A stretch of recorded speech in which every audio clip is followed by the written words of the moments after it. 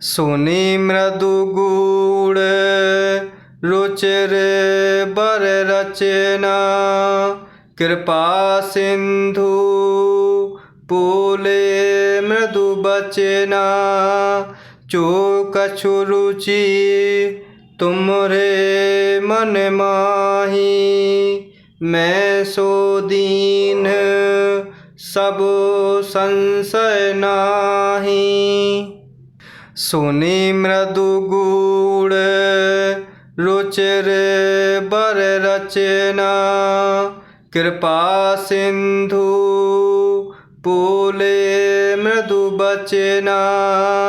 जो कछु रुचि तुमरे मन माही, मैं सो दीन सब संशय नाही।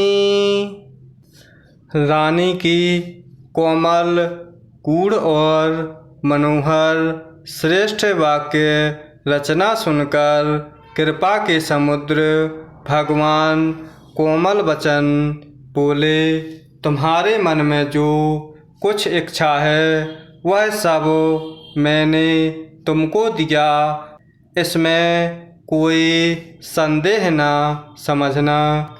इस प्रकार भगवान शिव माता पार्वती को प्रभु राम कथा सुना रहे हैं और यहाँ माता शतरूपा प्रभु से वरदान मांगती हैं कि जो प्रभु तुम्हारे निज जन अलौकिक अखंड सुख पाते हैं, जिस परम गति को प्राप्त होते हैं, वह सब कृपा करके हमें दीजिए। तब प्रभु इस प्रकार कोमल वाणी सुनकर, गूढ़ और मनोहर श्रेष्ठ रचना सुनकर प्रभु कृपा के समुद्र भगवान कोमल वचन कहते हैं कि हे शतरूपा, तुम्हारे मन में जो कुछ इच्छा है वह सब मैंने तुमको दिया, इसमें कोई संदेह न समझना। इस प्रकार प्रभु शतरूपा को वह वरदान प्रेम पूर्वक देते हैं। मातु विवेक अलौकिक तोरे, कबहु न मिटे अनुग्रह मोरे। बंदी चरण मनु कहे बहोरी, अवर एक बिनती प्रभु मोरी। मातु विवेक अलौकिक तोरे, कबहु न मिटे अनुग्रह मोरे। बंदी चरण मनु कहे बहोरी, अवर एक बिनती प्रभु मोरी। हे माता, मेरी कृपा से तुम्हारा अलौकिक ज्ञान कभी नष्ट न होगा। तब मनु ने भगवान के चरणों की वंदना करके फिर कहा, हे प्रभु, मेरी एक विनती और है। इस प्रकार भगवान शिव माता पार्वती को प्रभु राम कथा सुना रहे हैं और यहाँ माता शतरूपा को प्रभु कह रहे हैं कि हे माता, मेरी कृपा से तुम्हारा अलौकिक ज्ञान कभी नष्ट न होगा। तब मनु ने प्रभु के चरणों की वंदना करके फिर से कहा कि हे प्रभु, मेरी एक और विनती है। सुत विषयक तब पद रति हो, मोहि बड़ मूढ़ कहे के किन को मनी बिनु फनी जिमी जल बिनु मीना मम जीवन तिमी तुम्हें अधीना। सुत विषयक तब पद रति हो मोहि बड़ मूढ़ कहे किन को मनी बिनु फनी जिमी चल बिनु मीना मम जीवन तिमी तुम्हें अधीना। आपके चरणों में मेरी वैसी ही प्रीति हो जैसी पुत्र के पिता की होती है। चाहे मुझे कोई बड़ा भारी मूर्खी क्यों ना कहे। जैसे मणि के बिना सांप और जल के बिना मछली अर्थात नहीं रह सकती, वैसे ही मेरा जीवन आपके अधीन रहे अर्थात आपके बिना ना रह सके। इस प्रकार प्रभु से राजा मनु विनयपूर्वक कह रहे हैं कि हे प्रभु, आपके चरणों में मेरी वैसे ही प्रीति हो जैसे पुत्र के पिता की होती है। चाहे मुझे कोई बड़ा भारी मूर्ख ही क्यों ना कहे।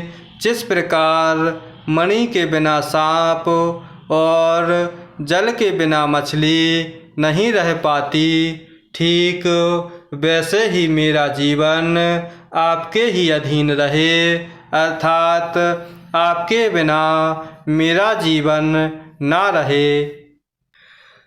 अस बरु मागी चरण गहि रहे एवं अस्तु करुणा निधि कहेऊ। अब तुम मम अनुशासन मानी बसहु जाए सुरपति रजधानी। अस बरु मागी चरण गहि रहेऊ एवं अस्तु करुणा निधि कहेऊ। अब तुम मम अनुशासन मानी बसहु जाए सुरपति रजधानी। ऐसा वर मांगकर राजा भगवान के चरण पकड़े रह गए। तब दया के निधान भगवान ने कहा, ऐसा ही हो। अब तुम मेरी आज्ञा मानकर देवराज इंद्र की राजधानी अर्थात अमरावती में जाकर वास करो। इस प्रकार भगवान शिव माता पार्वती को प्रभु राम कथा सुना रहे हैं और यहाँ राजा मनु और उनकी पत्नी सतरूपा की कथा सुना रहे हैं। और इस प्रकार राजा मनु प्रभु से विनय कर रहे हैं। तब इस प्रकार ऐसा वर मांगकर राजा प्रभु के चरण पकड़े रहे और तब प्रभु दया के निधान भगवान कहते हैं कि ऐसा ही हो। और इस प्रकार प्रभु कह रहे हैं कि अब तुम मेरी आज्ञा मानकर देवराज इंद्र की राजधानी अर्थात अमरावती में जाकर वास करो। तहें करि भोग विशाल तात कै कछु काल पुनि होय हूँ अवध भुआल तब, मैं होब तुम्हारे सुत। तहें करि भोग विशाल तात, गए कछु काल पुनि। होय हूँ अवध भुआल तब, मैं होब तुम्हारे सुत।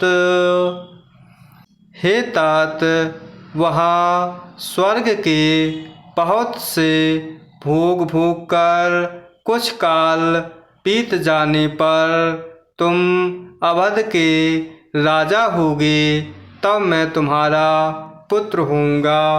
इस प्रकार प्रभु राजा मनु से कह रहे हैं कि मेरी आज्ञा मानकर देवराज इंद्र की राजधानी में जाकर वास करो। और इस प्रकार प्रभु कह रहे हैं कि हे तात, वहाँ स्वर्ग के बहुत से भोग भोग कर कुछ काल बिताओ, और इस प्रकार कुछ काल बीत जाने पर तुम अवध के राजा होगे, और तब मैं तुम्हारा पुत्र होऊंगा। इस प्रकार भगवान शिव माता पार्वती को प्रभु अवतार की कथा सुना रहे हैं। और यहाँ प्रभु ने राजा मनु को और उनकी पत्नी शतरूपा को यह वरदान दिया